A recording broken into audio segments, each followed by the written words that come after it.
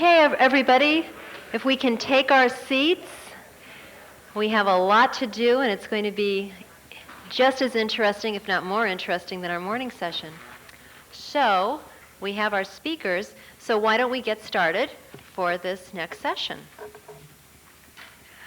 We had an opportunity to hear this morning what historic means, and what historic preservation is, and why historic resources should be preserved.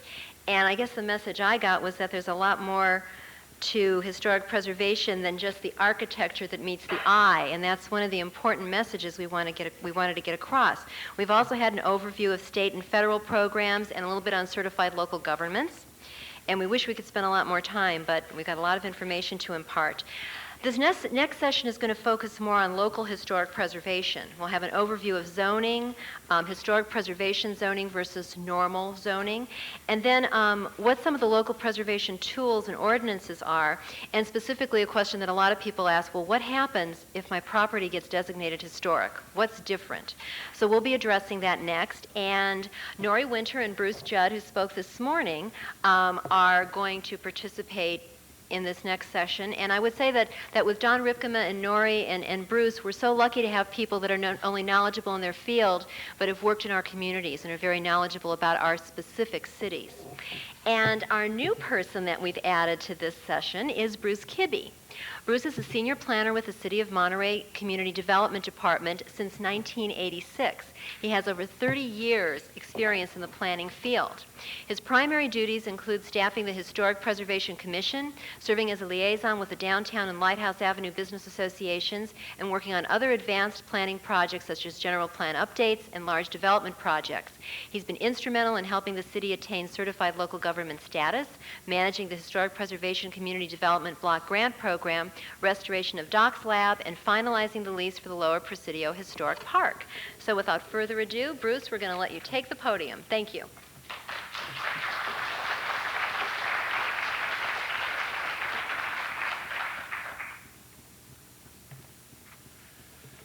And thank you. Actually, the focus of our program, we hope, is very much local historic preservation, and that's why we gave Bruce 15 minutes to cover all the federal ordinances and things. Bruce has just outlined the federal and state provisions. Now we're going to look at the tools that are available to local governments, and what I'm going to be doing is just giving an overview of state law and state planning law and how that affects historic preservation. The state law sets the basic framework for city planning policies and ordinances, including its preservation ordinances. And the state requires a city to do three things. When I say cities, I also mean counties. To do three things in relationship to its planning. First is to adopt a general plan. Second is to establish zoning. And third is to do environmental clearance. The state of California requires its cities to do more than most states require of other cities in other states. But that also means that when the laws are passed, when your preservation laws are passed and your individual planning ordinances are passed, they have a strong legal standing in state law and are defensible under state law. Well, the first requirement under state law is preparation of a general plan. The general plan is adopted by the city council. It's adopted as a policy statement. It's been called by the California Supreme Court when they review planning items in litigation. It's been called the Constitution for Future Development in the City. It outlines in words, maps, and illustrations what the city expects to look like in the future, and that future is usually about 20 years. So you can expect when you look at a general plan to see what your community is expected to look like about 20 or 30 years in the future. It tells where development will occur, what the roads will be like, where the parks will be, where the schools will be. And it can also include a program for preserving historic buildings. The general plan has 7 mandatory elements, and it can also have optional elements like a preservation element. And your optional elements, the preservation element, has equal standing with the mandatory elements, so it's equal under California law with the mandatory general plan elements. A preservation element is one of the best ways to identify cities' policy for historic preservation, and the cities of Monterey, Pacific Grove, and Carmel have preservation elements. A couple things to look at in looking at your general plan. First, at some time in the future, you can expect your city to look like the general plan and the general plan map. And that's because all of your city development, all of the city capital improvements, and all of the private improvements which are approved under zoning should conform to the general plan. Again, this is state law. And second, your general plan, since your general plan guides future development, is particularly crucial for historic preservation. If your development entitlements under your general plan and zoning and implementation of that are larger than what is allowed or is larger than the historic buildings, you have a threat to your historic buildings. If the amount of development allowed is about the same size as the historic buildings, then you have your historic buildings in a fair economic footing with potential new development. Now, the second thing the state requires of cities is zoning. State requires cities to have a zoning ordinance, and the zoning ordinance divides the city into various districts or zones, identifies what kind of development is allowed in each zone. For example, it tells you where single family or multiple residential can go, where commercial, office, or industrial, and that sort of thing.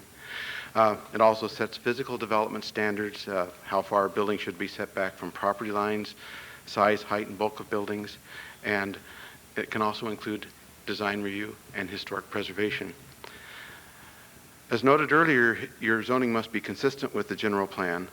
So if you have a general plan provision for historic preservation, it should also be indicated in your zoning ordinance.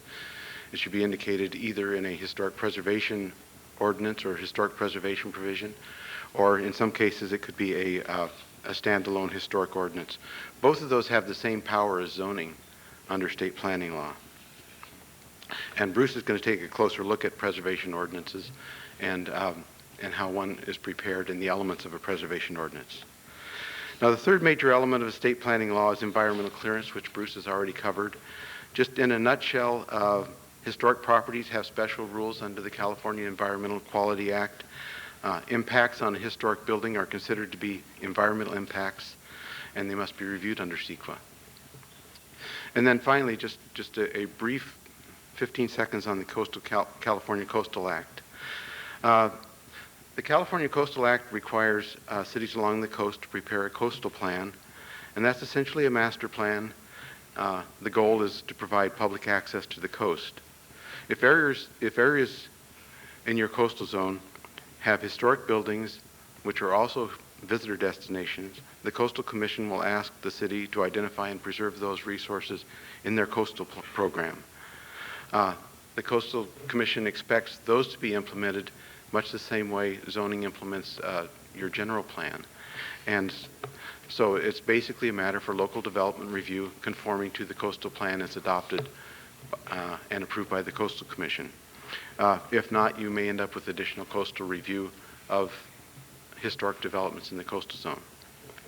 Now I'm going to turn it over to Norrie Winter and Bruce Judd to go into the elements of a local preservation program and how these state laws get implemented in terms of future development and how they preserve the historic elements of your city.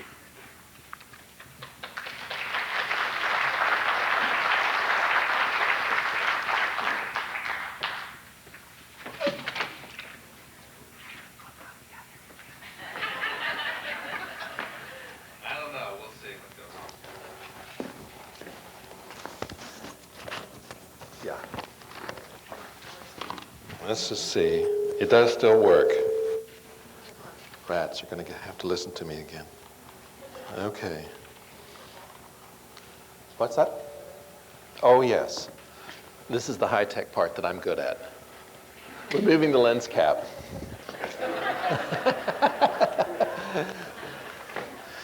Okay.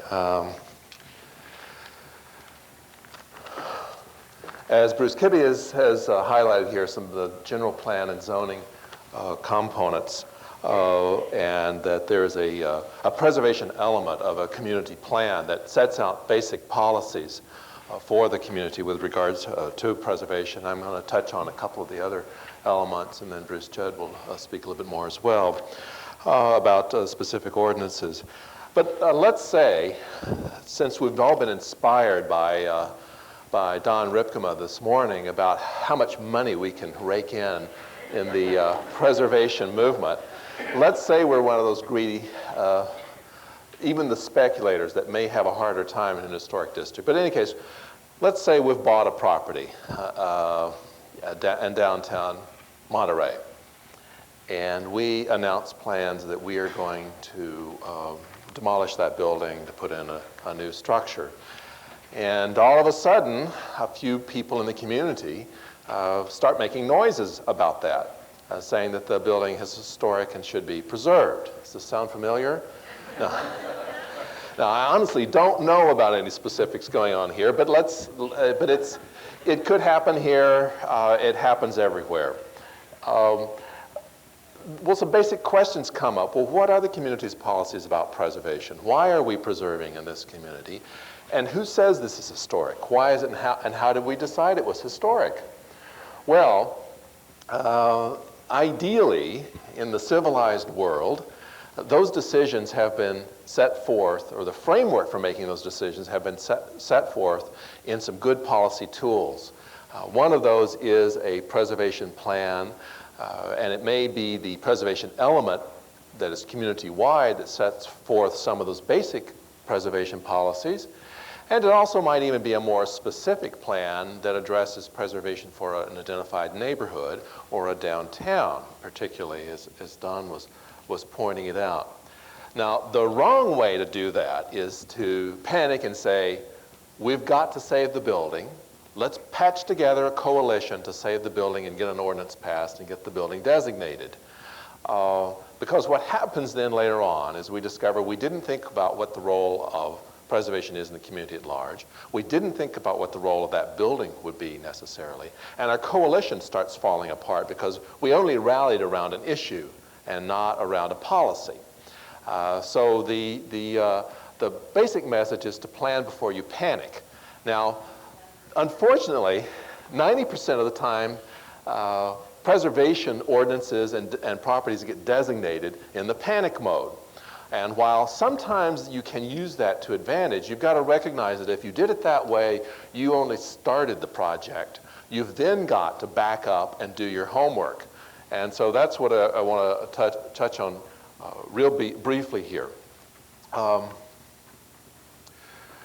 Preservation planning in the broader context sets out the objectives for preservation with respect to overall community development goals and objectives, about land use and what the relationship is of preservation. In many cases, the historic use of properties are different from what they are today. The area has been rezoned. New kinds of uses are allowed in the area. That may help provide wider choices for reuse of buildings that are historic, but it can put inordinate pressures on historic properties. For example, if traditionally the downtown area had buildings that were 2 to 4 stories in height, for example, and the current zoning permits 18-story high-rises, and the market is there to support that, there's going to be inordinate pressure on those buildings. And that's where regulations and incentives and other adjustments might be necessary. But identifying the role of land use at large with respect to preservation is going to be very important. Also, the role of neighborhood planning. Is our objective to revitalize an area, to stimulate investment, to stabilize a residential neighborhood?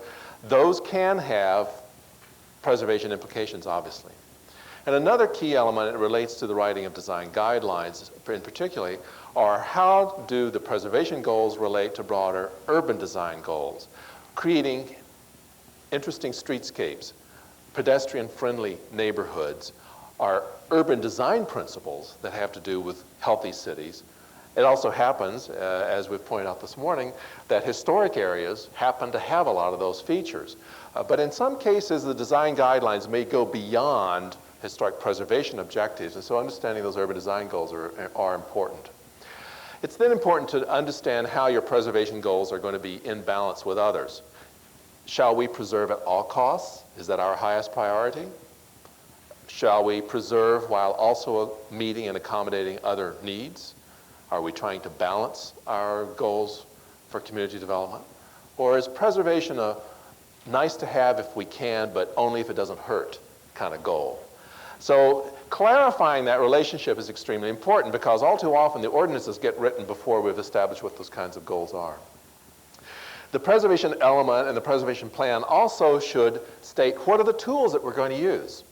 And we've begun to get a hint, I think, of several of those tools that are going to be available to us. Some of them are regulations, the local ordinance that may establish landmarks or historic districts. Others are incentives. There are a variety of those: relief and building codes, tax incentives, in some cases technical assistance, that are things that will make it easier for someone to preserve an historic building. And there may be secondary strategies. Changing a parking regulation for a downtown area so that it doesn't put pressure on existing buildings to be demolished to create parking lots, for example, might be a preservation strategy, although it's really an indirect method of helping to accomplish preservation. So those are important things that a plan can point out. Now, in the civilized world, one of my associates, with respect to preservation plans, said that a current city that's up to date has three things. This is sort of one of Don's list. One is you can get a good latte. Two, there's a good video rental store. And three, they have a preservation plan. And that is his test of what a civilized city is, and one of those that's going to be competitive in the future will be. Now, interestingly enough, there are a lot of communities that are in that category right now. There are more than 2,200 commissions across the country that have been established by local ordinance under city council regulations to promote preservation in their communities. And more than 75% of those have enforced design review, and that is there is some form of regulated review of the properties. At any given time, there are more than 10,000 of you who are serving voluntarily in your communities as landmarks preservation commissioners, contributing untold hours of time.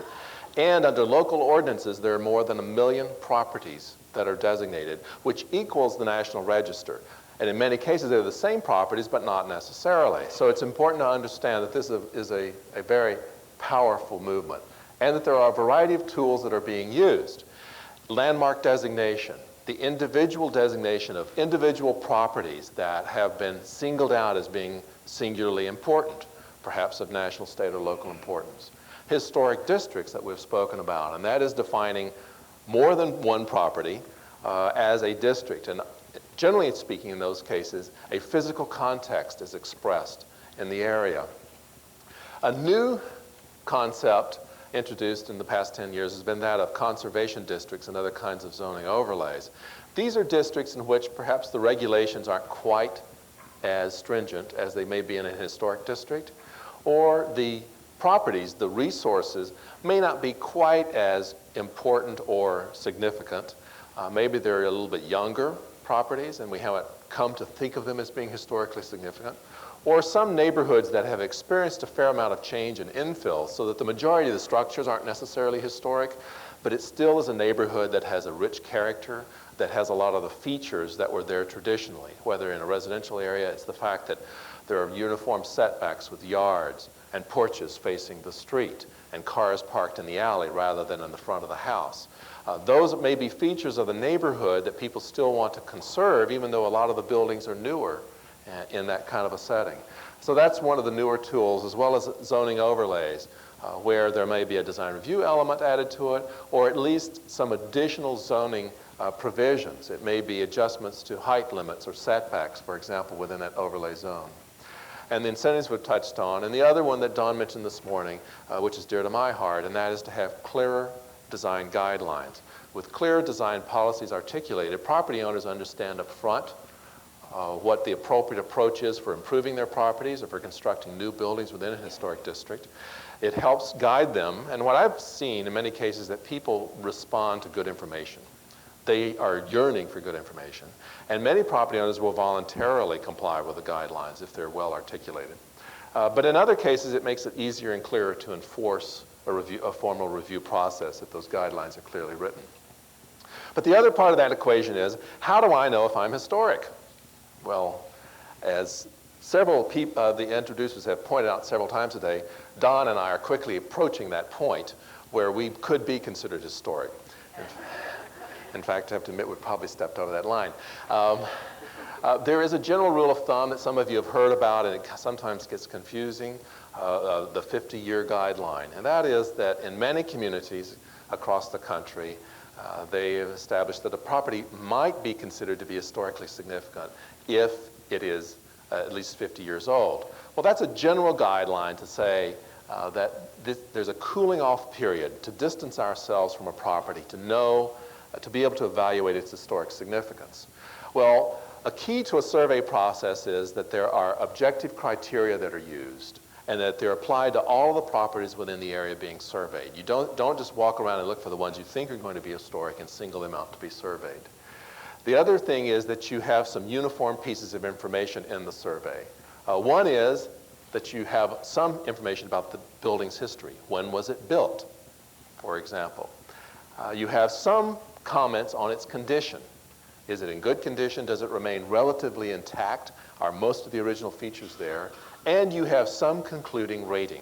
Is the building historic or not? And there are a variety of those kinds of ratings that can be used. In general, the National Register divides those properties in a survey into one of two categories. It's a black or white kind of evaluation. The properties are either historic or not, and in the context of a district, they use the terms contributing and non-contributing. Well, many local governments have determined that that kind of black and white evaluation isn't enough. It doesn't give property owners enough information or the review board enough guidance in terms of what the significance of the property is or what its degree of integrity might be. And you can't read this diagram, but all it's illustrating is the fact that a community can create some subcategories for contributing or non-contributing properties. And it may be that these are buildings that are intact versus those that have been modified but still retain enough of their features and details that you know that they're historic. Or in terms of non-contributing properties, they may wish to differentiate amongst buildings that are old, that have been altered to the point that they don't retain their integrity, versus new buildings that simply have been constructed in the area.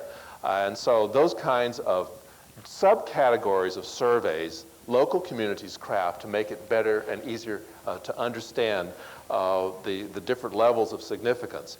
And sometimes those survey levels have to do with those properties that are of individual landmark quality as well as those that might contribute to the district. What's important to keep in mind, and I think that sort of the theme that's coming across here is that in order to have a vital preservation program at a local level, you have a quiver of arrows. You have a series of tools that you have to have in place to really be functioning effectively. And one of those is the survey. And that objective survey should be in place ahead of time so that I, as that property owner who have identified that I want to demolish a building, already have that information available to me. Now, that survey may be attached to an ordinance, and it may be that properties on the survey are subject to regulation through the ordinance, or that survey simply can serve as an informational tool in and of itself. The second element, obviously, is to have that preservation plan in place. The third is to have the appropriate local regulations and ordinances, and I'll let Bruce touch on that in a moment. The fourth is to have design guidelines that are clear. The fifth is to have incentives that accompany the regulations. And the sixth one is to provide technical assistance and information and education so that property owners can find the proper craftsmen, for example, that might help to restore buildings and understand perhaps more what the potential of their properties is. And finally is what I would call system maintenance, and that is that on a regular basis, the Landmarks Commission conducts a review of the system. They are refreshed in their training in how to conduct design review, and others in the community get to comment on how well the system is running, and that system maintenance is also an important element of it. Now, one of the engines that drives all of this is a local ordinance, and so we need to understand a little bit more of those components, and I'll turn it over to the expert on that, Bruce Judd.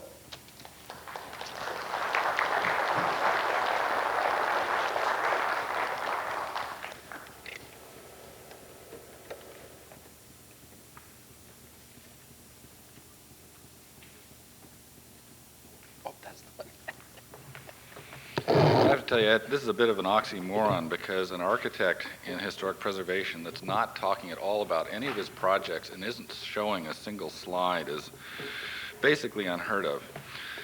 And so I'm going to talk to you more about ordinances again, so we'll try and keep everybody awake. But first, I found out at the break that a lot of people didn't get the 106 part, so I'm going to have to do it again.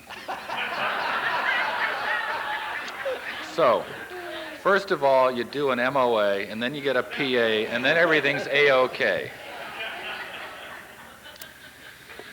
I did also find out at the break that we have some representatives of the State Office of Historic Preservation here, and I would like to point them out. They're vaguely over in that direction. They will be around, I think, all day.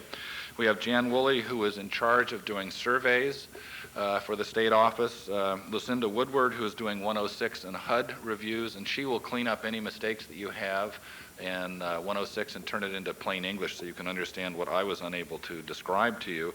Carol Rowland, who is dealing with CEQA, and Janann Saunders, who's doing the California Register. So they're not going to be speaking, as I understand, but they are hiding out and will be around all day. Okay, I'd like to talk a little bit about local preservation ordinances, and I think the good news is that they are generally tailored to the community. You can have ordinances that put anything in them or don't have anything in them, depending on your local needs and desires. If you do want to become a certified local government, there are more specific requirements as to the kinds of ordinances and the kinds of commissions you have, but you don't necessarily have to do that. The first part is to establish a commission that has some kind of qualifications, and that could be a historic review or historic design commission. And generally they have members that have qualifications, including an architect, for example, or a preservation architect, a landscape architect, planner, historian, real estate person, and public citizens. And again, you can make the mix to fit your particular needs. And normally they would go about doing designations, and that includes doing individual designations or districts, as Nori just went and talked about, in terms of whether they are a geographic assemblage of a type of building or a period, style, and so on. This generally requires that you have some kind of a survey done, and we haven't had a chance to talk very much about the details of surveys, but one of the things that has really revolutionized how people are looking at preservation is the personal computer. The State Office of Historic Preservation has a series of survey programs that you can use, that they will give you, that allow you to put into a database the information in your community. In some cases, you can take that information and make it part of a graphical information system tied into the Public Works Department. So we're beginning to see some rather sophisticated things that you can do, that you actually could survey and find out all of the buildings designed by Bernard Maybeck in some particular time, and it'll show up and give you information about stylistic designs and changes over time, that in the old manual surveys where you just had a card, you couldn't do nearly as much manipulation of data. So we're really entering an age where I think you can find a great deal of information that's very useful beyond just having the survey information. If you're doing designations, you can decide whether they should require to have physical integrity. So if you're having a National Register designation at the local level, the state level, or the national level, one of that criteria to be on the National Register is that there is physical integrity.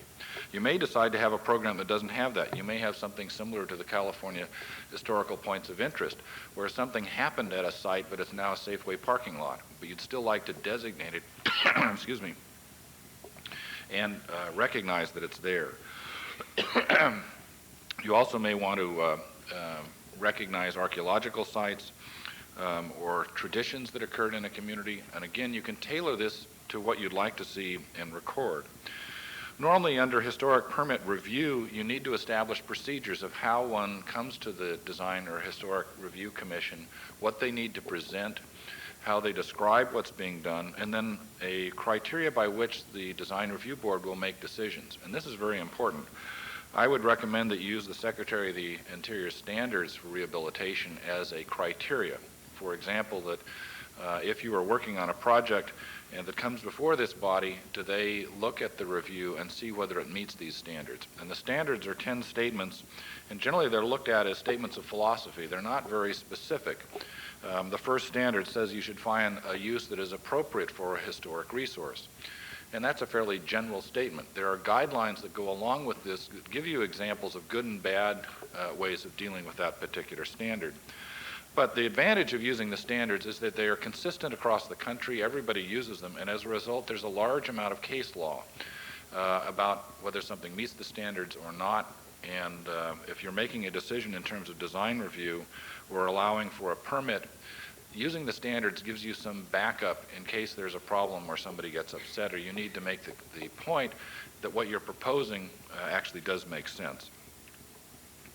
In some cases, you may have subcommittees. In San Francisco, the Landmarks Preservation Advisory Board has an architectural subcommittee that looks at projects very early on before a lot of money is expended, and it's an informal review.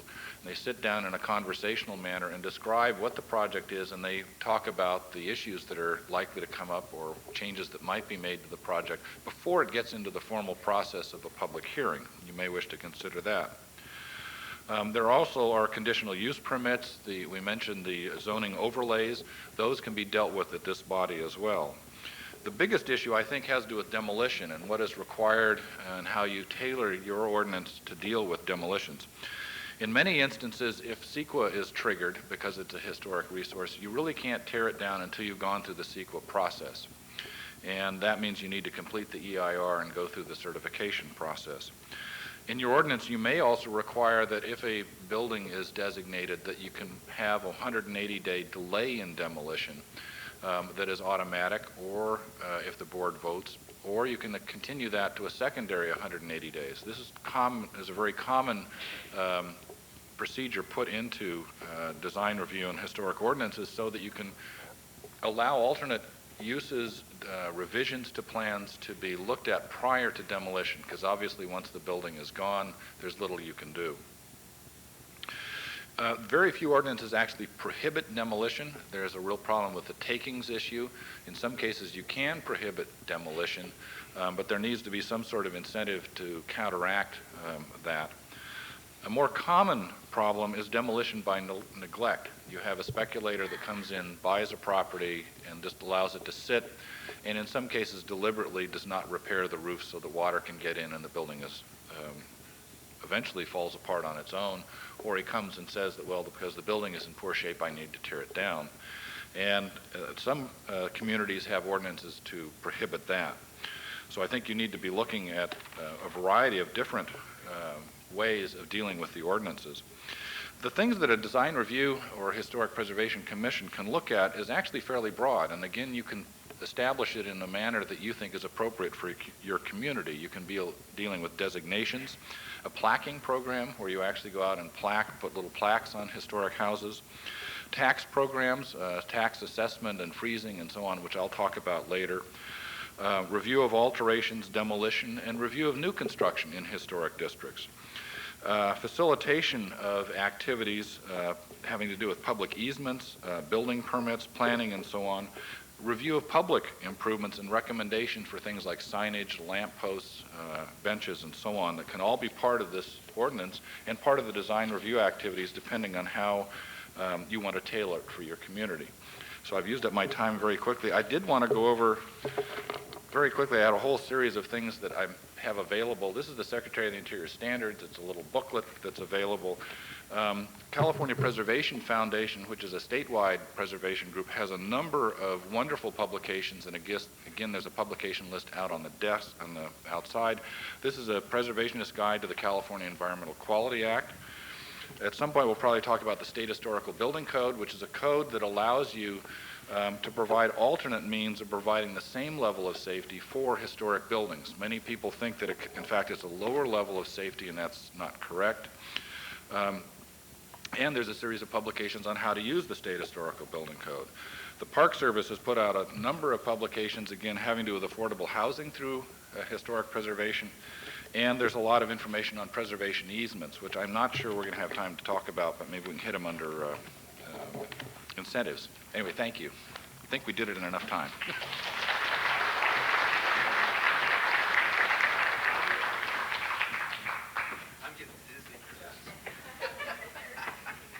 This is hard to keep up with. Okay, now, if the media people are assisting upstairs there, I need my slides on next.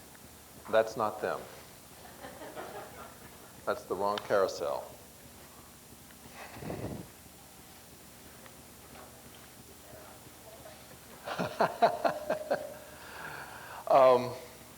The next topic, though, is what if my property is designated? What happens to me now? Must I restore it? Do I have to take it back to the way it originally was? Can I make no changes to it? Let's say I have a little cottage and the porch used to have turned wood posts, nice little Victorian era cottage. But someone in the 50s in their wisdom replaced those porch columns with some of the, the Sears special kind of phony wrought iron metal ones. You remember those, right? And my property is in a landmark district, and I wish to repair the roof and add a dormer. Now, do I have to restore the porch? No, I don't. The review process is a reactive one. It responds to what the applicant or the owner wishes to do and determines whether or not that proposed action is appropriate or not, but doesn't ask them to go beyond what their proposal is. And that's an important distinction because many, many people fear that once their property is landmarked or their district is designated, that they can't change their properties at all, and in fact that they have to restore it back to exactly the way it is. And that ain't true. Similarly, if I am building a new building in a historic district, must I make it look like an historic building? Does it have to look like an adobe or a Victorian or whatever? No, it doesn't. Generally speaking, the design standards ask that a new building be compatible, and in order to do that, that it respect the basic features of a district without literally imitating the details of an historic style, and I'll show you some examples of that. Bruce touched on the fact that the Secretary's standards are the underlying philosophy for most preservationists. And basically, what it comes down to is, if it ain't broke, don't fix it. If a building retains its original features and they're in good condition, then preserve it through good maintenance. Keep a good coat of paint on the wood trim. Keep a roof on the house. That's the first line of action. If, however, some of the features have deteriorated, repair them rather than replace them. If the windowsills have cracked and dried, then properly prepare them and repaint them rather than replacing them. That's the second level of action. The third is, though, if features are beyond repair, to replace them in kind in a similar manner, whether it be with matching materials or materials that will appear similar to those of the original. And it's that sort of progressive level of least interference that's the underlying philosophy for treatment of an historic building. It also makes good economic sense in other respects too, and as Don has pointed out earlier. So I want to show you quickly an example of a success story of where that comes into play, and it's in Fort Collins, Colorado. The Old Town area is the triangular part down here at the base of the city. And just with many of our Midwestern and Western cities, we originally located the town along a river edge where the railroad came in, the line of least resistance, the street grid oriented to that, and then later on we reoriented the city grid in an orthogonal north-south arrangement. So you can pretty much see where Old Town was. And this was the 100% corner right here. This was the Linden Hotel. And this was the early downtown center for Fort Collins, Colorado. Fort Collins is north of Denver, about an hour's drive. Presently has a population of about 100,000 people and is a very successful community in terms of attracting clean white-collar industry today. And a part of that is the role that Old Town has played in that recruitment program, while also acting as an economic generator in the downtown area, and something that has simply enhanced the quality of life for its residents. So you've seen this Main Street.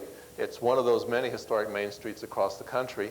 And by the 1960s, it had deteriorated to a certain extent. It was mostly vacant buildings with second-hand shops. Here's the Linden Hotel from another angle. It had been stuccoed over. It was really a hard luck case. It was difficult to figure out how the property was going to be used. But the area was surveyed and determined to be of historic significance, and in 1978 was designated to the National Register as an historic district, which made certain incentives available in terms of Tax Act incentives. And then in 1979, the city adopted a local preservation ordinance that designated the area under local protection of its Preservation Commission. What I'm going to show you are some before and after slides that now span 20 years. We wrote the guidelines in 1979 and have been monitoring the district over that amount of time. And it's a case where it has created a climate for investment.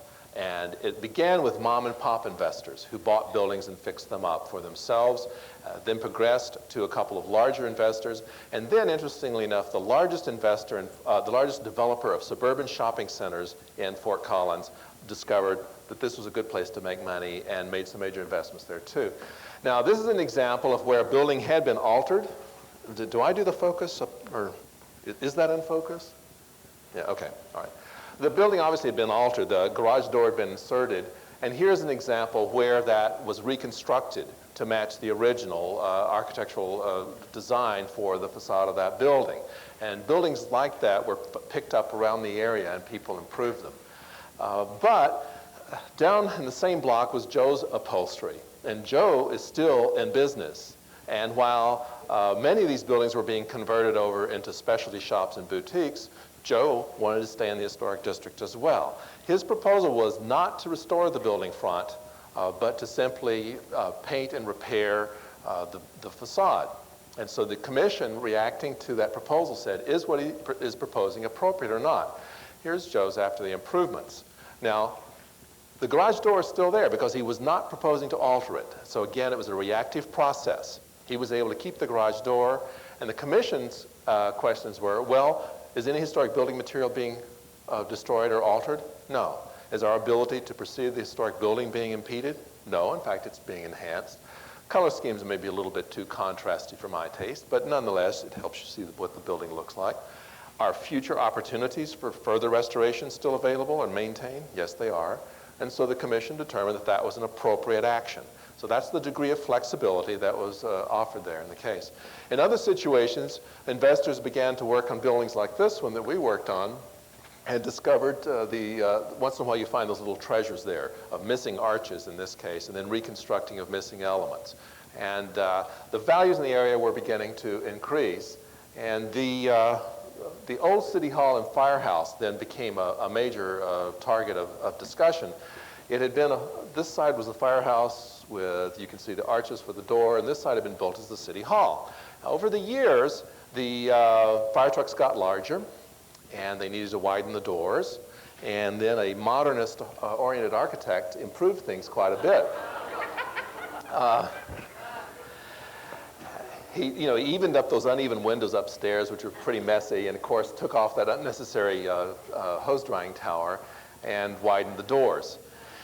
And then finally, the fire department got fire trucks that were even bigger than could fit in the building. And so the city sold off the property as surplus property. Now, at this stage of the game, the steel siding was pulled off, and this was the building front. Now, in this case, the commission actually said, we think this building is beyond restoration, and to the property owner, they said, if you wish, you may demolish this building. And this was a case in which the property owner, looking around at what was going on in the district, said, nah, I think maybe I can work with this. And reconstructed the missing elements, adapted the first floor here to commercial use, but since this had never had a storefront, did a contemporary element here of dark glass and dark metal that is set back to emulate the shadows of what would have been the archway for the fire truck area, and salvaged other pieces of stone, trim, etc., to salvage the rest of the building. This has become such a signature building that in the advertising for the stores in this property, they don't use the address, they just say we're in the Old Town Firehouse, because everyone knows where that is, of course. At this point, the big suburban developer got excited and developed a master plan and petitioned the city to actually block off a block to create a pedestrian mall. They set up a tax increment financing district to build some parking along the way, and some major investment began to occur. Buildings such as this that had sort of the old bar syndrome, you don't want to be seen having that 2 o'clock cocktail, so you block up the windows. Of course, some people have thought maybe it's because of the chairs that go through the windows, but nonetheless, the Miller block here got restored, and you can see some of the streetscape work going into play by this time as well. The old Salvation Army building, which was one of the big white elephants that people were trying to figure out what to do with, got restored. It's the building here, and it was, of course, here's the earlier one that you saw with the arches being exposed. You can begin to see how the cumulative effect was beginning to build up on the street, and Old Town was really beginning to get noticed. Then values got to the point that new construction made sense. And so this missing corner of the 100% corner intersection got a new infill building, which is not an historic copy. It's a simplified interpretation that respects some of the traditional building elements. The fact that first floors were transparent and upper floors were more solid and had smaller windows, and that there was some sort of a horizontal molding that capped the building, were reinterpreted in a more contemporary way to express the character of the district. And here's another newer infill building also. So the missing teeth were being replaced, and once more the street was being rebuilt and made whole from a pedestrian experience standpoint.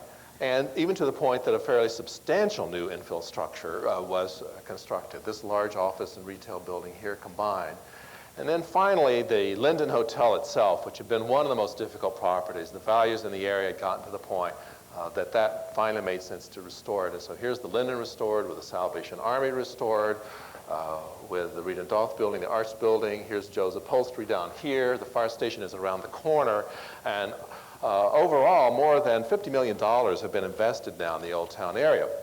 The other neat thing about it is that during the mid-'80s, when we went through our recession in Colorado, and retail sales were down, generally speaking, everywhere, per square foot, Old Town did better than the suburban malls did in Fort Collins. It still retained its lively nighttime activity, and it was an exciting place for people to be. The other part about it is that this has been a key recruitment device, even for businesses that are locating in the suburban outlying areas of Fort Collins. What do you do when you want to convince white-collar executives to move into town? You bring them and their families into Old Town for dinner. And that's exactly what you do. You don't take them out to Taco Bell on the Strip, into Generica, by any means. This is where you sell the town, as Don pointed out earlier. So it's a clear example of that kind of a success story of what happens when a district is designated. But it takes time. This is a 20-year snapshot. Now, real briefly, I want to show you just a new construction example. That was mostly a renovation example, but one that does combine urban design goals with preservation goals, and this is my hometown, Boulder. We always know what direction it is, we were talking about last night, because west is always where the mountains are. It's the easiest thing. And this is sort of our context, 2 to 4 stories, brick buildings aligning at the sidewalk edge. And this is a new contemporary infill building that is compatible with the historic context. It's also made out of brick, but sort of as a contemporary tweak of the other ones. But the important thing about this is that this is actually a 500-car parking structure. It's wrapped with a 20-foot deep wrap of office and retail around it that animates the street edge, that keeps it an active, pedestrian-friendly building, but is accommodating a new use in the downtown area. Here are the sort of new interpretations of storefronts. The awnings are actually a frosted glass. And you can see it's sort of a postmodernist treatment, which reflects its design of about a dozen years ago now. This was under guidelines that we had written in '85 that the building followed. But it also has some very good urban design elements. On the corner is the elevator that opens out to the street. It's all very clear so that at nighttime you can see at any level getting on and off anyone that is around you, so there's a great deal of security. The building also is permeable in that it maintains some this used to be a surface parking lot in the downtown area, and it maintains walkthroughs for pedestrians that were there traditionally.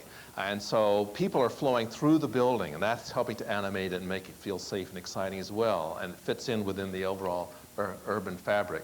But on the alley side, you see the business end of the building. There are the cars parked there. And it actually ties into historic structures around it. So it's an example of how you can have good neighbors that complement and reinforce the historic properties. And this is all through well-written guidelines that illustrate the character of the area, that provide guidance, that are based on community participation. This is not the professionals going off into a corner to write the guidelines. It's a situation in which people actively participate in defining what is important about the area and helping to write those guidelines. It's based on analysis of what the characteristics are of the district. And those are diagrams so that citizens can understand them in a simple, easy-to-use document. doesn't have to be highfalutin words. It offers choices and shows them a thought process of how to approach treating the building. It includes simple text and illustrations. It may show certain styles and help educate about different building types. And ultimately has illustrations in combination with text that are easy to understand. Ultimately, what this means when a property gets designated in the local district situation is that those design policies, the ordinances, the plan, the guidelines, the regulations, the incentive programs, all are a combination of these three forces. There's a certain amount of preservation theory that Bruce Judd touched on that comes to us through the Secretary of the Interior standards. There's certain technological constraints or technological restoration procedures. We know, for example, you shouldn't sandblast brick because it destroys the water protective glaze on the outside of the building. That's a technical reason. The third force is, of course, a very important one, a political one. Political in the limited sense of council, but political in the broader sense of what the community is willing to support in terms of preservation. And those three forces are what influence local preservation programs in terms of the level of regulation, the level of guidance, the amount of incentives that are combined to create a preservation program. So, I've run over my time, I'm sorry. But I will pass the baton, and what do we, back to you, Sandy. Okay. All right, thanks.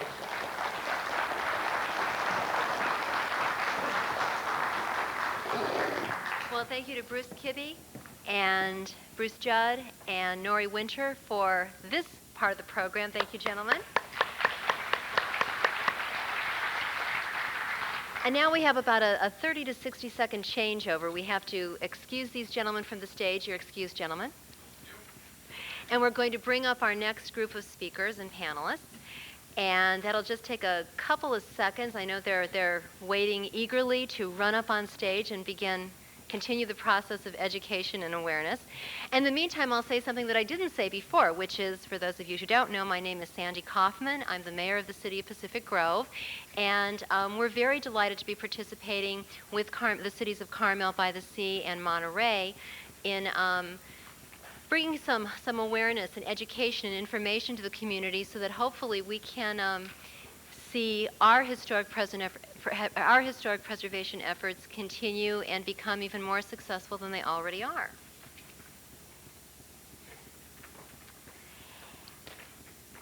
We are now going to focus on the local definitions of historic and how we in the cities of Monterey and Carmel by the Sea and Pacific Grove use some of those local historic preservation tools to make historic preservation work in our cities. And who better to do that than some local folks? So from the city of Carmel by the Sea, we have Brian Roseth. He currently serves as director of and if you can just raise your hand, so we know who you are. Thank you, Brian. He serves as the director of the Community Planning and Building Department for the City of Carmel by the Sea and provides staff support to the City Council, Planning Commission, and Historic Preservation Committee. He's worked in the City of Carmel for the past 15 years and has a background in environmental policy, land use planning, and resource management. Two people from the City of Monterey. First is Michael Adamson. Michael's been a member of the City of Monterey Historic Preservation Commission for the past 12 years. He served as chair of the commission for 3 years and was instrumental in the preparation of the city's current historic preservation ordinance. He's also the vice president of Monterey County Bank, and I have to claim a little local color here because Michael also serves as the chairman of the Pacific Grove Chamber of Commerce and also on the board of the Old Monterey Business Association. I think you're starting to get the picture that these are very involved and knowledgeable individuals. Judy Lehman also serves on the City of Monterey Historic Preservation Commission. She's been on the commission for 10 years and has served as the chair for approximately 4 years and is currently the vice chair. She was also instrumental in working on the city's current historic preservation ordinance and organizing the city's participation in National Historic Preservation Week. She's also the past chair of the Monterey County Historic Advisory Board and a representative to the Old Monterey Business Association for history issues.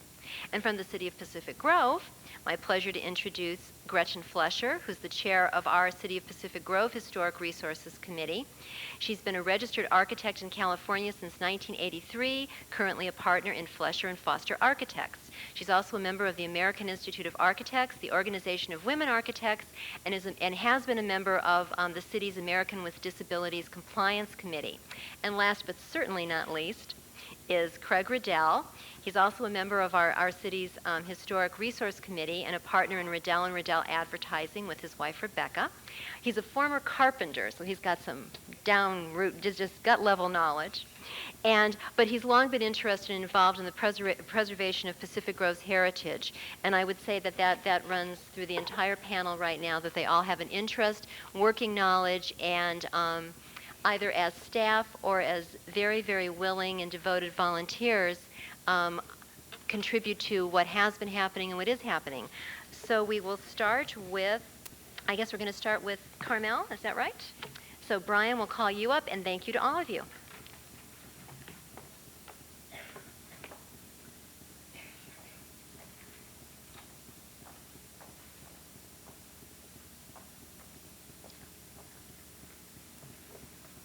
Thank you very much, Sandy. It's a pleasure to be here. They put me first because Carmel is first in the alphabet with Monterey and Pacific Grove. Actually, it's our equipment, so I think they wanted to see if it would fail first. Hope I don't pull a Bill Gates. First of all, I'd like to make one comment and thank Don Ripkema for introducing a term today called generica. Carmel tries very hard not to be generica, and I'm sure Monterey and Pacific Grove feel the same way. A lot of the comments I'm going to make today are really personal observations, although I do intend to cover how the city of Carmel by the Sea views historic preservation and related issues. So let's get into that. First, I'd like to give you an overview of an outline of the topics I'd like to cover today. And I'll present a number of topics that are related to preservation, including preservation through indirect means. Then I'll discuss past and present historic preservation efforts, including the city's current process as defined in our ordinance. And finally, I'll highlight some issues and challenges that we face as we explore preservation further. Let me next get into the informal preservation. Our slides, we're stuck. Well, we pulled a Bill Gates.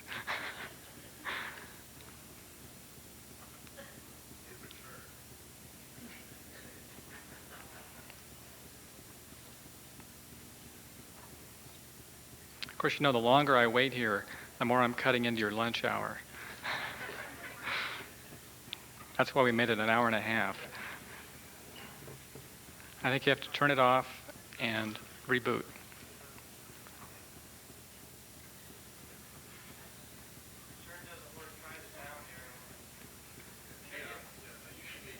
There we go. There's my outline. So let's move into informal preservation efforts.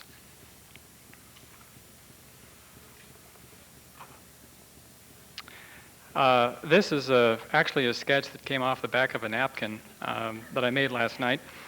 And the reason I put it up here is because preservation is actually part of a much larger framework that the community uses in preserving its character. And you can see there are a number of elements here: land use, culture, open space, environment, design review, and so on. All of these fit together as part of a system of preserving our character, and preservation plays an important role in that, but it is not the only role, and there are a lot of interactions between these various elements. The next slide. The city has a well-established village character, its forested environment, and it works continuously to try to preserve and perpetuate that character. None of these actions, however, constitute historic preservation in the very formal sense that we've talked about most of this morning. They do, however, preserve community character and form the framework that I went through earlier. Among the most important of these are civic actions, such as maintaining the narrow curving streets that Carmel is famous for, preserving the vegetation along our unused right-of-ways, and having adopted city policies about how we design and care for our public right-of-ways.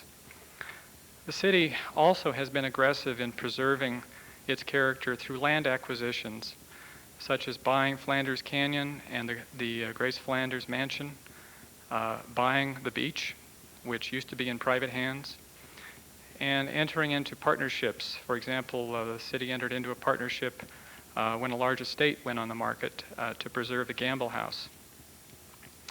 The disposition of city lands and buildings also is a battleground for character preservation. Examples include the debate over improvements to the Sunset Center, which are ongoing, the city's offer of land to help save the first Murphy House, shown here on the upper right, and the remarkable character and well-maintained city buildings such as the Harrison Memorial Library and the Carmel Firehouse, both of which are recognized as potentially historic buildings. In addition to civic actions related to land, the city also has other character preservation elements. These include design review and permit processes.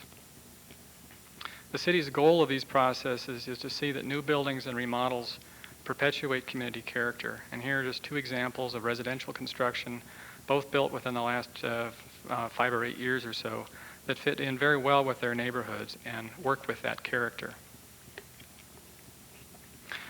Another element that we use is related to nonconformities. And this is perhaps the strongest indirect preservation mechanism that the city has in its commercial district. Many of the city's historic buildings in the commercial district were built when design codes were less restrictive and allowed considerably more floor area and building coverage than do today's codes. These fine buildings have gained in value, and the property owners have a real incentive to maintain them. If they were torn down, they wouldn't be able to be replaced with as large a building, and the owner would lose some value. I believe it is this unintended consequence of our current codes that has preserved most of the larger historic buildings in the downtown area.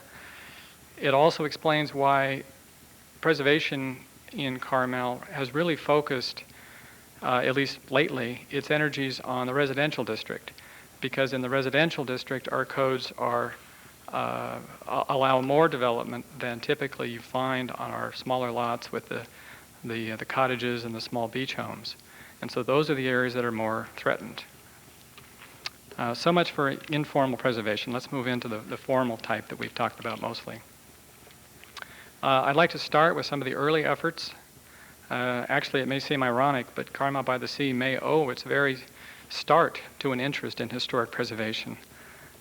Near the turn of the century, folks renewed their interest in the mission period of California, and a number of people made excursions down to this area to see the Carmel mission as well as some of the older historic buildings of Monterey. These excursions drew a number of people down here. They liked what they saw, they liked the environment, and they liked the beginnings of the culture that was beginning to be established here. And so they bought property, either as a permanent home or as a second home, and many of them decided to settle here. Incidentally, the mission was restored later on, which was a preservation effort in itself, and continues to draw people here. I'll fast forward from that moment in time to 1976 to a point when a private organization called Carmel Heritage was formed in response to threats to a favorite cafe called the Village Corner Restaurant. That group tried to stop some conversion plans that had been proposed for that restaurant.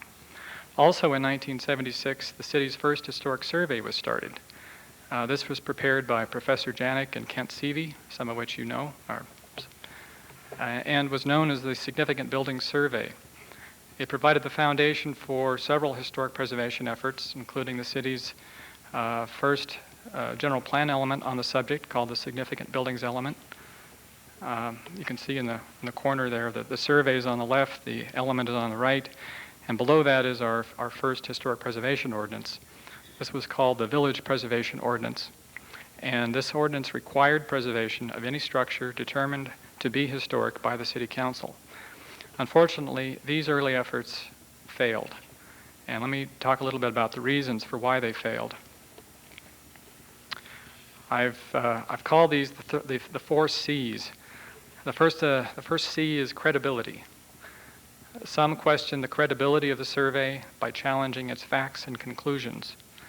Once enough people began to question the credibility of the survey, it couldn't be supported by the City Council. So you need to have a sense of backing and support for the survey for it to be successful. The second C is consensus. Regardless of what the scholarship was on the first survey, the community had not really participated in developing the survey and had not reached any consensus on the need for preservation. And without that, the program was bound to fail. The third C is criteria. The public did not understand how preservation worked, what the criteria for significance were, and how those criteria actually applied to Carmel's case. And the final C is commitment. With these failings that I've just described as a background and no widespread understanding of the pending threats to community character, the mandatory preservation program embodied in the Village Preservation Ordinance fell apart and was not supported by the City Council and was viewed as heavy-handed by the public, and eventually all those documents were repealed. A few years went by and a new survey effort was started. This started with Carmel Heritage under the, it was actually spearheaded by Enid Sales, who eventually, when the task, got to be bigger, she and her trained group of volunteers split off from Carmel Heritage and formed a second private organization devoted to preservation and the heritage of the community called the Carmel Preservation Foundation. This new survey was much more ambitious than the first survey, involving literally dozens and dozens of volunteers spending thousands of hours going through lots and lots of research and files and history, compiling them, taking photographs, walking the districts. In all, more than 2,000 properties were surveyed, and it took more than 5 years to complete. The data compiled on the buildings identified as significant or notable fill 10 notebooks that are now housed in City Hall and also in the foundation offices. These are accompanied by a much more comprehensive and useful historic context statement, which helps to explain the various developmental areas in this eras in the city. And along with this body of work, the city has a new general plan element and a new ordinance, both of which now stress voluntary preservation rather than required preservation. So let's move into that new ordinance so you can see how the mechanics of that work. It really unfolds in 3 phases, and the first phase I've described. Conduct a survey, identify significant buildings in the survey, and adopt those as a candidate list. These are sites that meet the city's adopted criteria for significance. The second phase is to notify the property owners of those sites and encourage them to participate with incentives or simply out of pride. Those who are interested would submit an application for formal designation, and this phase of the program is entirely voluntary under today's policy and ordinance.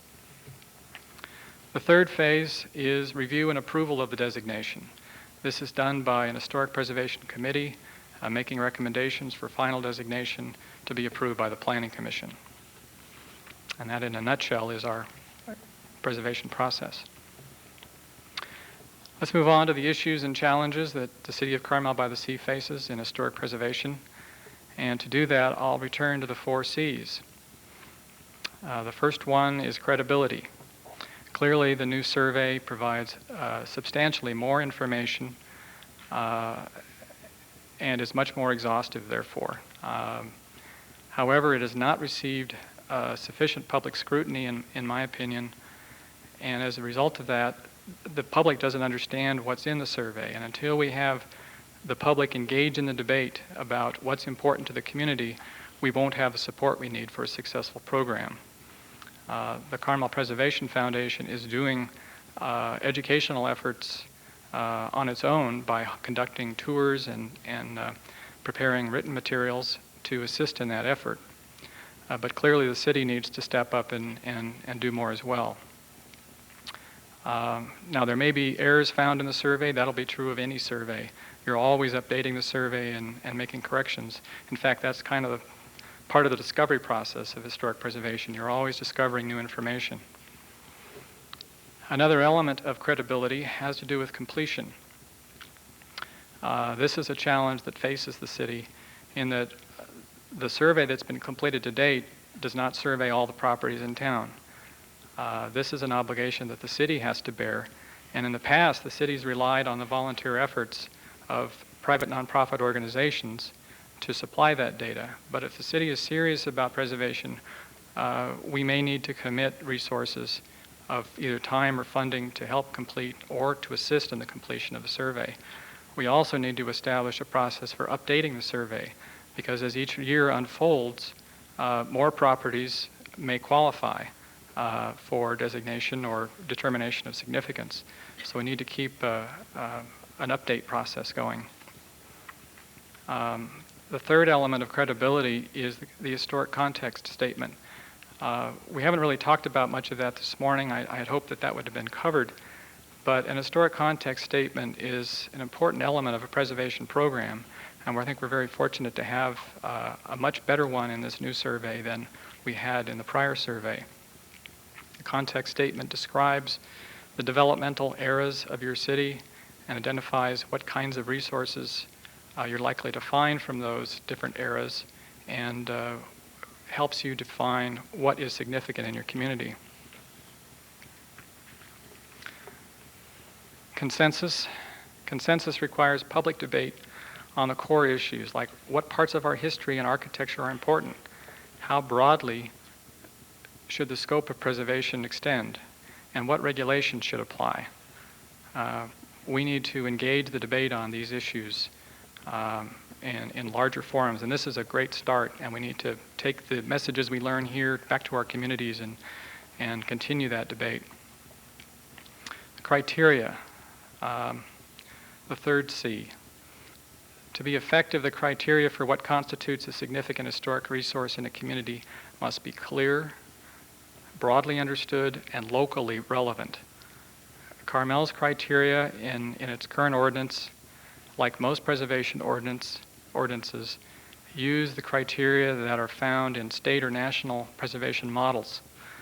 These terms are understood well by preservation professionals, but they may not be well understood by the average citizen.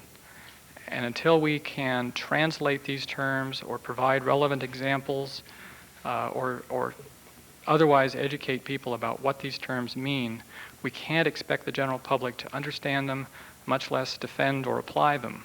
So we need to look at the criteria and look at examples and see how the criteria fit each local community. The final one is commitment. Once the city has decided that preservation is important, we must devote energy and resources to achieve it. This can take a variety of forms, but at a minimum it requires education, strong incentives to help compensate property owners, and a supportive design review program. Next, I'd like to make just some concluding remarks. Most of these are not really specific to Carmel. I suspect they're equally applicable to Pacific Grove and Monterey. My first observation is that we have an extraordinary character here, both in Carmel and on the peninsula. We have a rich history, and both of these have value that needs to be protected. There are multiple threats that affect our historic resources. Here's one now.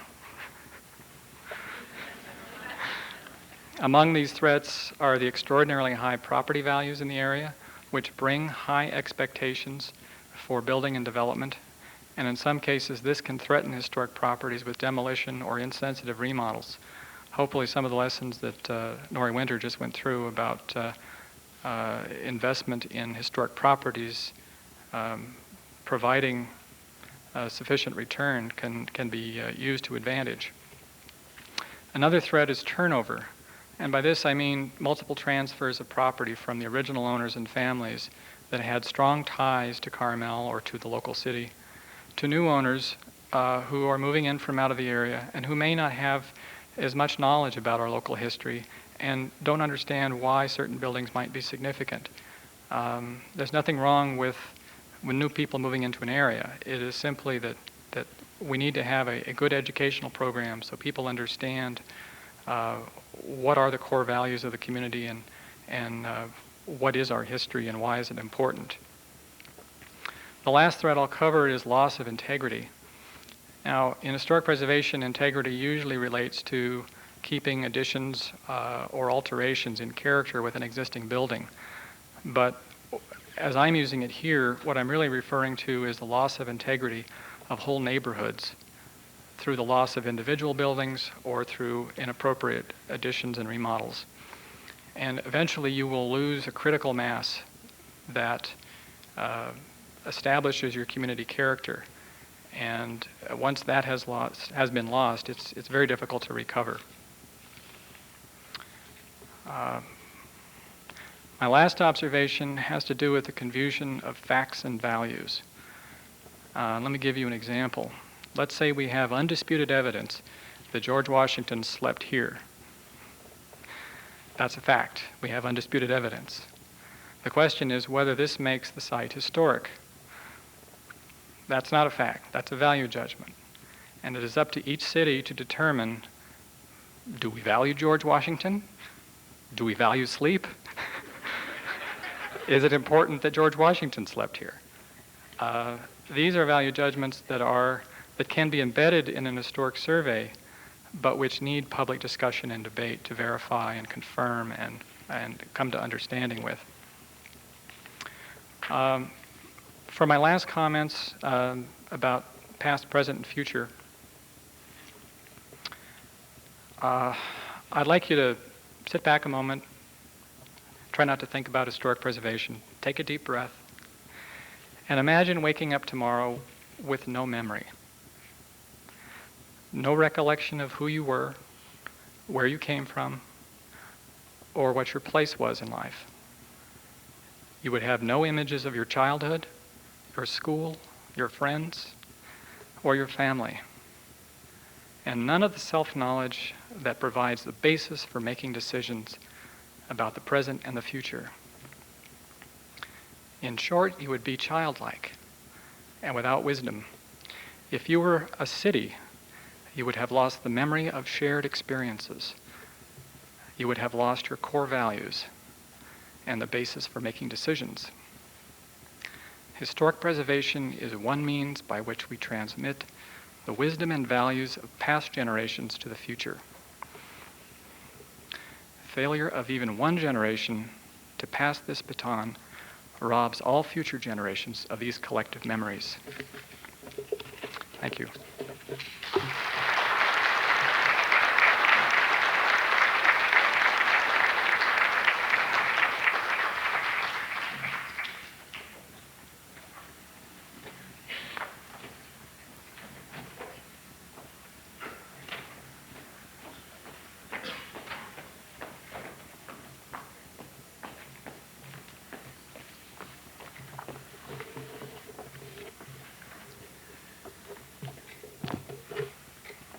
Good morning.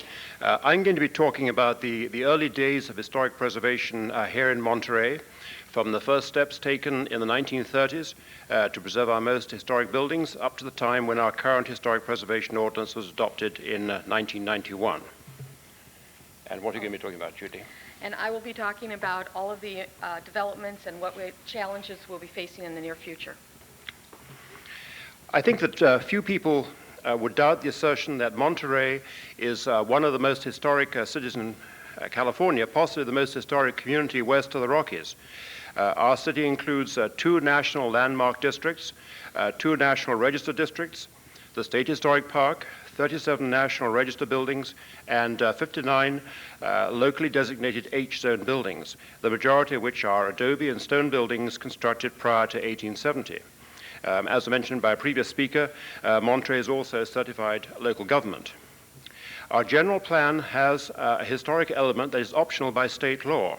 The plan has an emphasis on pre-1878 history, but also recommends increased attention to late 1800s and the early 1900s. And our city has a sound preservation ordinance, which we think is one of the better ordinances in the state, except that, unfortunately, it does lack maintenance provision. So how was Monterey so fortunate in having preserved so many historic resources that have been used to not only maintain the character of old Monterey, but also used successfully to support and improve the city's economy? Well, to begin with, in the late 1930s, some far-sighted people decided to preserve our most historic structures, which in the main were those built prior to 1850, as depicted on these slides.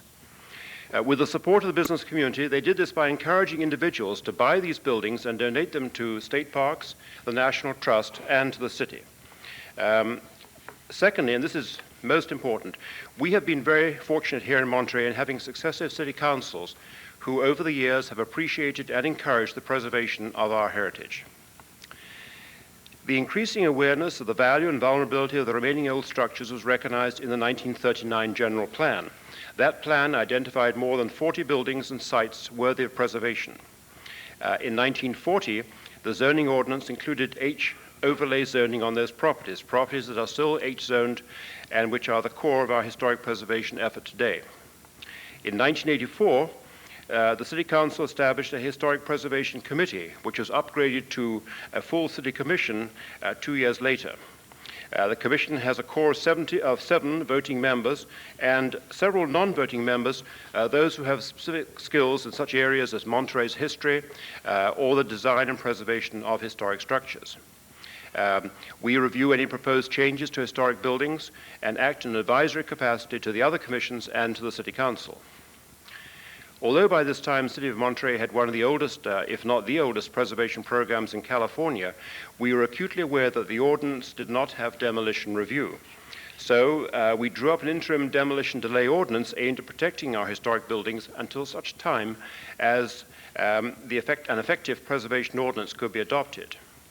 After much heated debate, the demolition delay ordinance was finally adopted, and the Commission now had the authority to approve or deny permits for demolition, with such decisions, of course, appealable to the Council. Finally, in 1991, the Council adopted our current preservation ordinance. As with other ordinances, this includes criteria, together with provision for demolition delay. To be eligible for the benefits of H-zoning, a building must be at least 50 years old, and it must meet certain criteria, such as representing a particular historic style or period, the work of a noted architect, the scene of historic events, or a building which makes extensive use of building materials unique to the Monterey Peninsula. The ordinance also includes incentives such as additional land use is allowed, parking relief in the downtown, use of the historic building code, and the waiver of permit fees. One of the elements of Monterey's historic zoning is that the Council does not apply the H-zone without the consent of the property owner. There has been, however, one significant exception. In 1992, the Historic Preservation Commission became aware that the owner of the State Theater had plans to sell the building. One of the State Theater actually is one of the most important in our downtown, so we became very concerned. In fact, we entered what Noria Winter describes as a panic mode very rapidly, because some of us had visions of waking up one morning to find that the State Theater had been converted into a carpet emporium or something worse. What a relief. I've been told by somebody that I might see a slide of Bruce Kibbe in his bath at this stage, but yeah. Anyway, letters from our mayor to the owner of the building, United Artists, asking for clarification were not answered. So those of us on the commission decided to be proactive and recommend the H-zone without the owner's consent. Fortunately, this received the council's approval. However, one problem that soon came to light was that under the conditions of the preservation ordinance, the unique interior of the State Theater was not protected. So later the same year, the council adopted an addendum to the ordinance to protect any truly historic interiors. Now, such review is limited only to those interiors accessible by the public, and I should point out that all private residences are excluded from this section of the ordinance. When the preservation ordinance was adopted, there were 43 H-zone buildings, virtually the same list as identified back in the 1939 master plan. In 1939, there was a clear goal to protect buildings from the Spanish, the Mexican, and the early American eras in Monterey. That is to say, up to about 1850.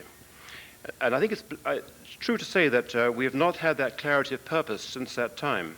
Our main challenge today is whether we should or should not preserve those buildings constructed during the past 150 years. Our current process is to accept historic zoning applications at the owner's request, and we have received 16 such requests since 1991, bringing the total number of historically zoned buildings up to 59. It is ironic we now have 3 H-zone buildings, Doc's Lab, the Cannery Row Warehouse, the James Chappell House, which were all brand new when we last undertook a comprehensive historic preservation zoning effort. I'm now going to turn the podium over to our Commission's Vice Chair, Judy Lehman, and she's going to outline what's happened since our current ordinance was adopted, and also, I think, describe the city's current programs and today's challenges to preservation. Thank you.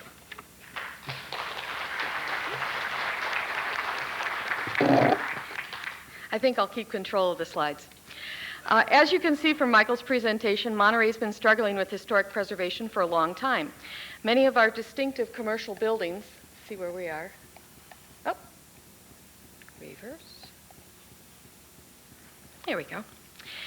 Let's see. Many of our historic elements have been preserved without designation under present ownership, and what happens if the ownership should change. Monterey has a substantial investment in preservation and presently has a proactive program of purchase and maintaining historic buildings, which I'll outline now.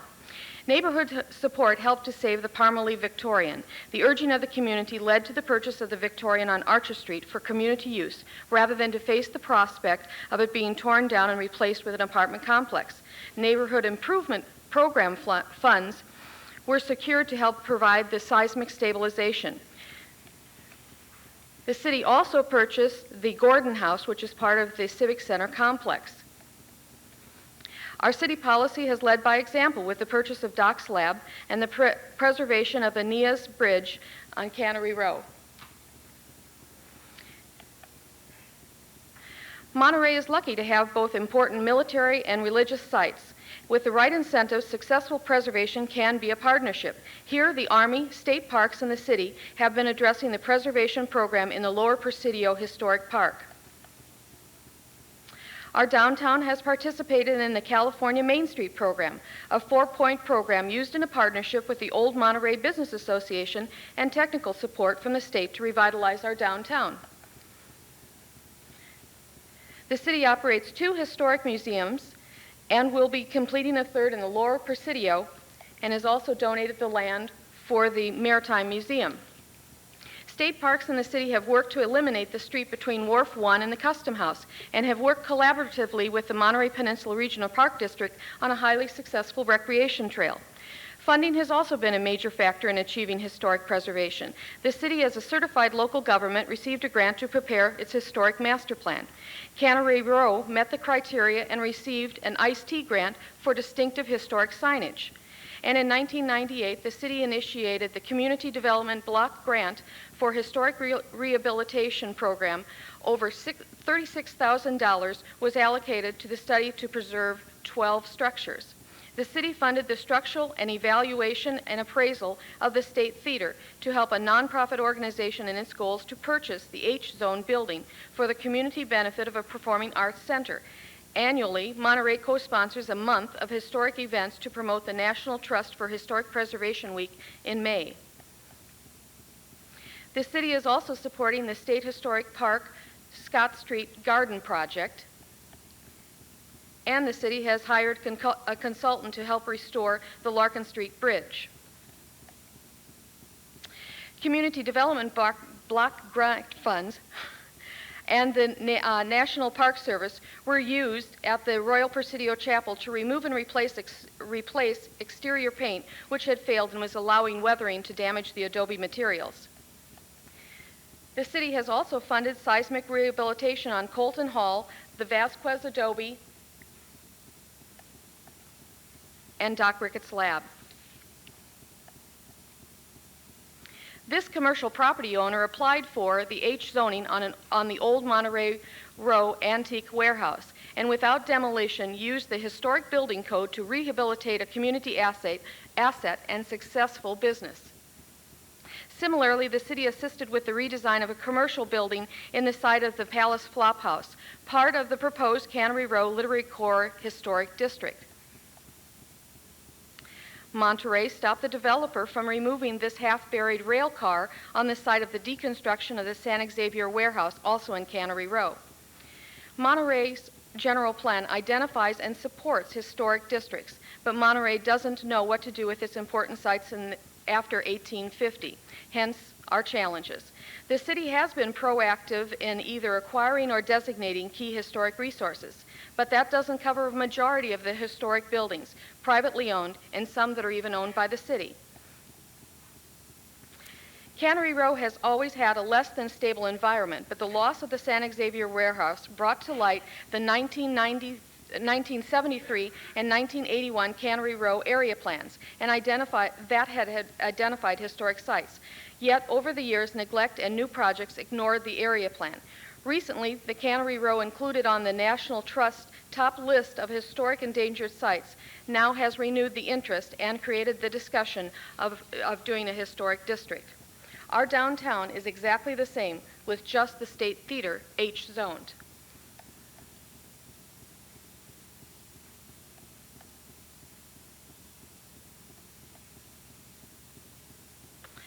Once the old Del Monte Hotel and the train service that made the peninsula destination also contributed to the company town of small lots, small turn-of-the-century single-family homes that are still visible today in the Oak Grove neighborhood. This also has no historic preservation. In fact, most of our older homes are zoned for apartments or commercial development. One could argue that our present zoning encourages demolition rather than preservation of our older residential neighborhoods. The military owns two of the most historic sites in Monterey. The Presidio of Monterey represents military history of the western United States. The Naval Postgraduate School represents the start of the Monterey Peninsula tourism at the Del Monte Hotel, a major factor in our present economic base. The Royal Presidio Chapel, possibly the most historic in Monterey, will continue to be a priority as we work with this church to hopefully preserve the entire staff. This is the First Presbyterian Church of Monterey, which is designated, but none of our others are protected. None of our national registered districts have corresponding local designations for historic districts. Demolition permits for any building except our 59 designated buildings could be issued over the counter. Presently, we have a 6-month resolution with a review process, and that will revert back with no controls on October 7th. We have done a lot in the city, and we have preserved monuments. We own the city historic building representing the Mexican era, the California Constitutional Convention, Victorian era, and the Sardine era. But there are large numbers of historic sites that are unprotected. What we have preserved is 59 monuments, but not our neighborhoods. You will see from the next presentation from Pacific Grove how to preserve neighborhoods, both residential and commercial. Thank you. Does that automatically go off?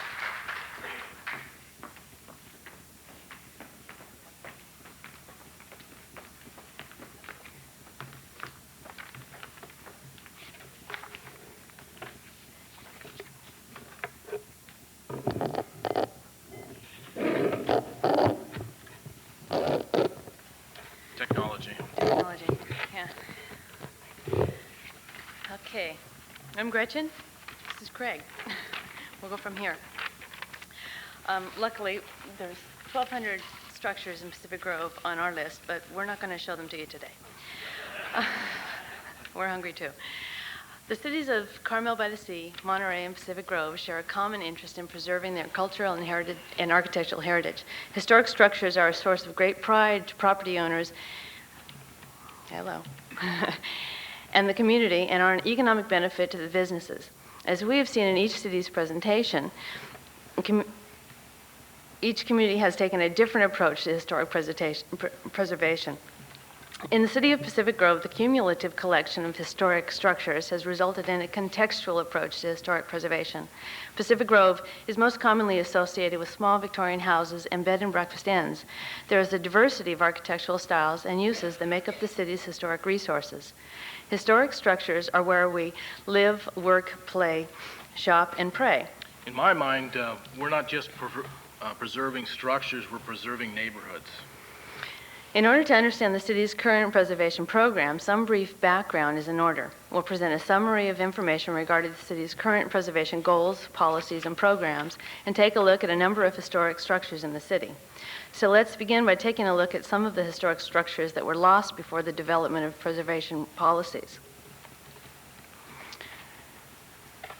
The Methodist Assembly Hall was one of the most significant structures in Pacific Grove's, or churches in Pacific Grove's history.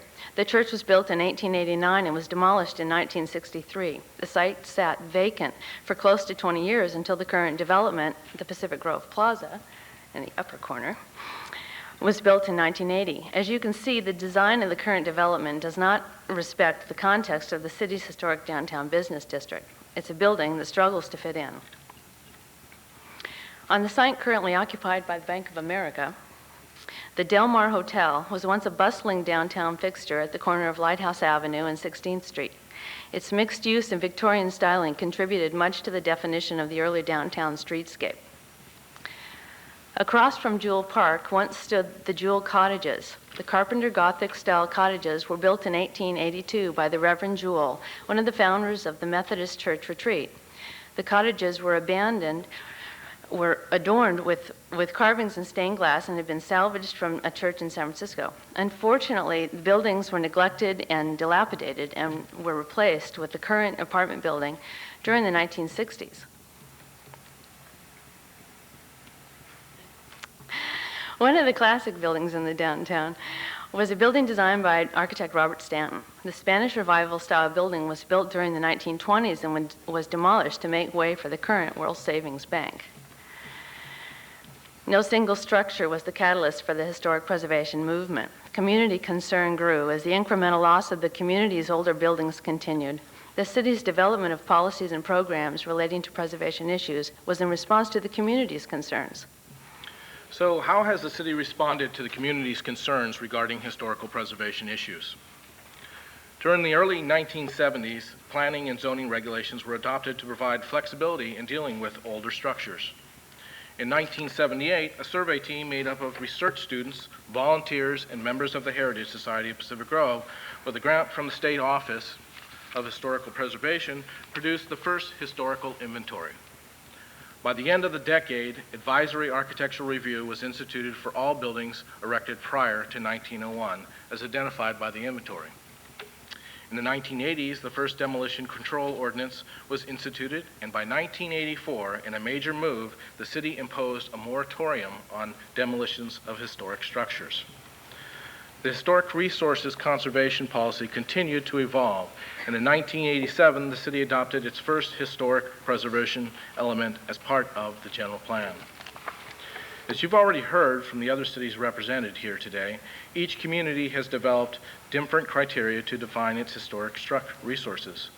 The Historic Resources Inventory in Pacific Grove, including structures that were built prior to 1927.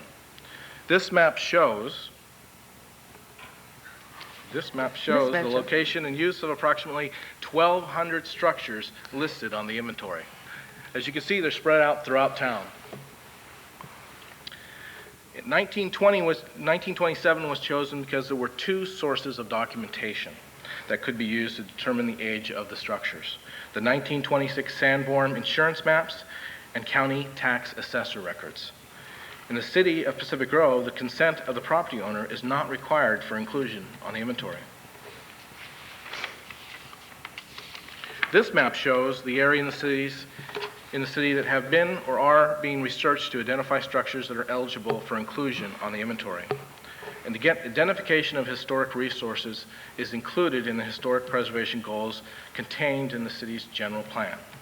The city recently updated its general plan, which affirmed its commitment to historic preservation by including a chapter dedicated to the historical and archaeological resources. The historical preservation goals stated in the general plan are as follows. Goal 1, provide for the identification, protection, preservation, and restoration of Pacific Grove's heritage of Victorian and other late 19th century and early 20th century historically and architecturally significant resources. Goal 2, foster an understanding and appreciation of Pacific Grove's history and architecture. Goal 3, enhance the visual and economic value of individual residential neighborhoods and commercial districts through a logical and sensible historic preservation plan. The city has adopted an historic preservation ordinance that contains the regulations that apply to structures on the historic resources inventory. The key points of the ordinance are as follows. Historic structures may be maintained, rehabilitated, and improved. A higher standard of maintenance is not required for historic structures. Exceptions may be granted from certain zoning regulations when the exception is necessary to preserve or improve historic buildings. Review is required for demolition of historic structures and for certain categories of partial demolitions. The State Historic Building Code provides alternative building regulations for the rehabilitation, preservation, and restoration of historic buildings. Relocation is encouraged as an alternative to demolition. A recent revision to the zoning ordinance allows historic structures to be considered for approval as detached secondary housing units. The ordinance allows adaptive reuse of historic structures and provides flexibility for improvements that will make the building safer and more functional and will extend the useful life of the structure. The retreat is the oldest developed area of the city and was established as a summer camp for the Methodist Church in 1875. The first structures were simple gabled redwood frames erected over platforms and covered with canvas tents. Seduced by the charms of the seaside retreat, summer visitors became year-round residents and the city began to take on a more permanent character. The first variations on this mode of al fresco living resulted in a collection of modest family homes built in a vernacular style. The initial 30 by 60-foot tent lot sold for $50. The homes developed on these small lots make up a collection of modest structures that define the historic fabric of the city. Pacific Grove differs from other communities in that the city does not have designated historic districts. Our resources are located throughout the city. Pacific Grove's resources are made up of a variety of architectural styles. In addition to houses, historic buildings have a multitude of uses such as stores and restaurants, inns, churches, and civic buildings. These are a few examples of modest historic homes that have undergone alterations over time in order to meet the demands and changing lifestyles of the inhabitants without sacrificing their historic character. C-Star, this should be noted that the second story was added underneath this residence, doubling the living area with very little impact to the home. These bungalows show some of the vitality of the people who live in them.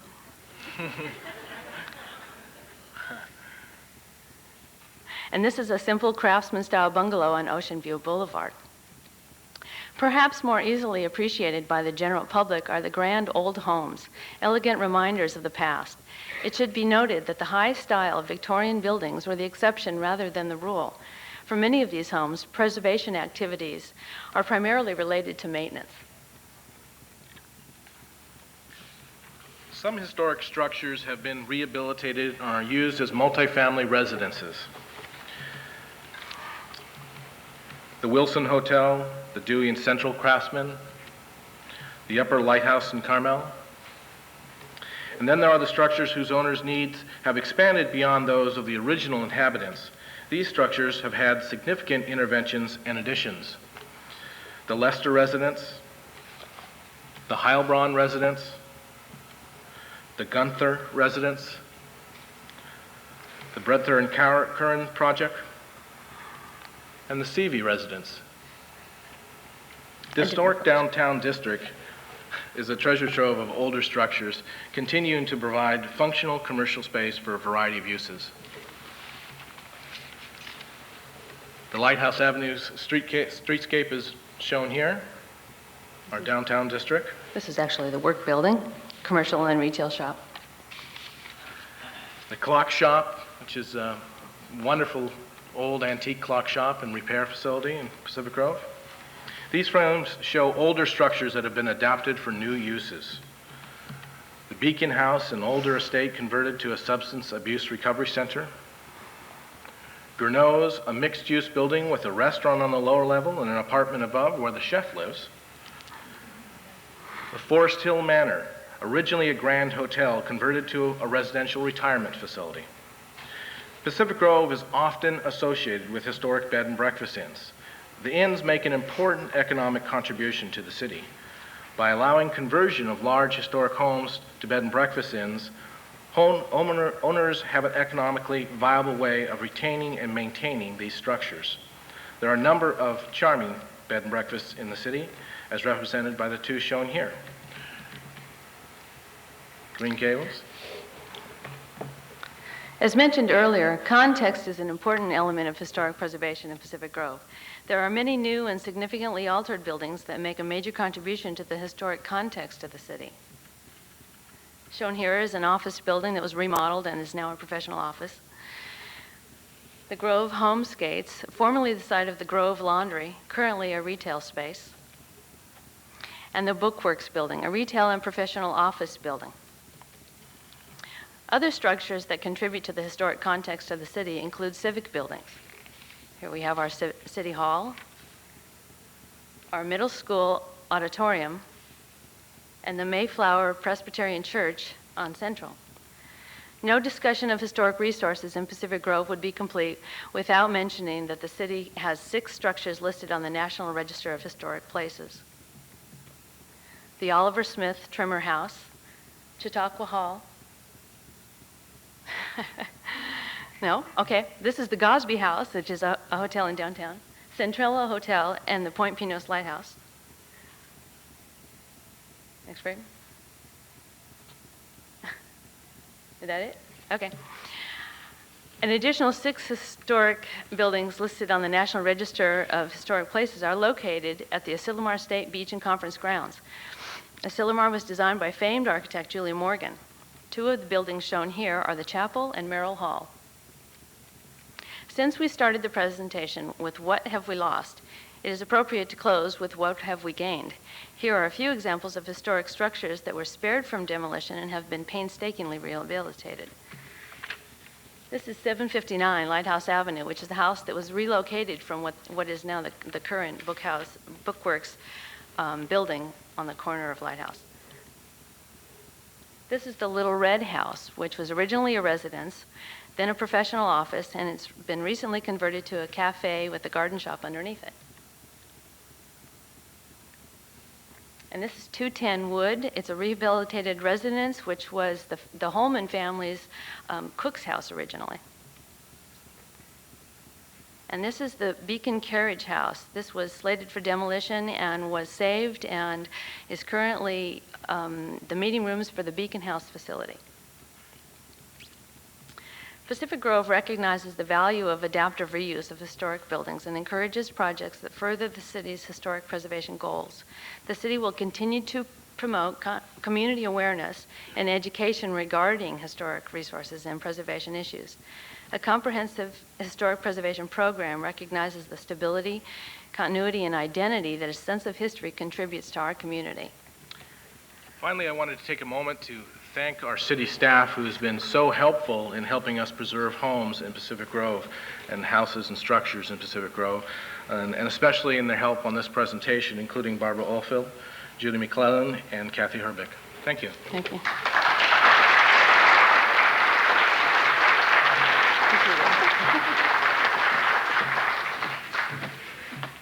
Well, everybody should have, well, first of all, thank you to all of our speakers from Carmel, the City of Monterey, and the City of Pacific Grove. You were all great.